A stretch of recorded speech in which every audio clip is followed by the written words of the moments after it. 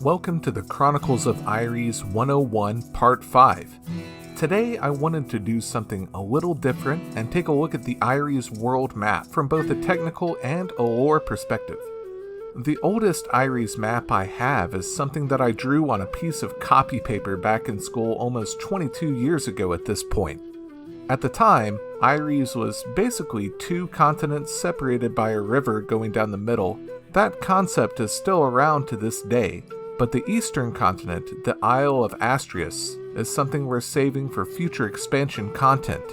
This is the Aeres map I drew for our most recent D&D campaign, and it's almost identical to the version in the Aeres handbook.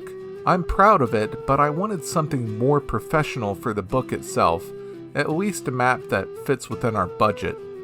Aeres itself is a land barely larger than the United Kingdom. It's about 350 miles wide and 500 miles long. The Land of Narnia by C.S. Lewis is about the same size, just over 500 miles tall. This was intentional on my part. I wanted adventure in the world of Aeres to feel more compact, like Narnia or Redwall, which are still more than epic in their own way. By comparison, in Game of Thrones, it's over 1,600 miles from King's Landing to Winterfell. It would take a party of adventurers nearly a month to travel that far without magic. So what are some of the key destinations on the Aeres world map? Let's take a look at a few.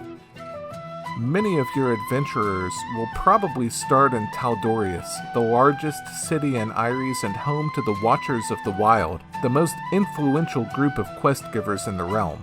Tal'Dorei is a walled city built on a riverbank and nestled in a valley at the southern tip of the central mountain range. King Lancethere, who I talked about in the last video, built this city to be the capital of the human kingdoms, and it still is in many respects, although it's grown much more diverse after Lancethere's fall. Thousands of people once lived here, but Tal'Doreis' population waned during Lancethere's cruel reign of tyranny.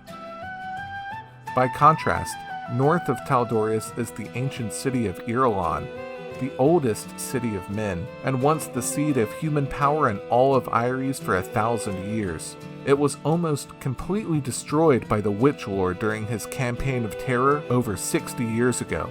But after Lancethere's reign, groups of destitute refugees have settled in the ruins and started to rebuild it. The Hesmorians, a lineage of provincial humans, have taken root there, led by one of Lancethere's most loyal supporters, Lord Iorlas of House Brunhold. It's a desolate, dreary, and uninviting place.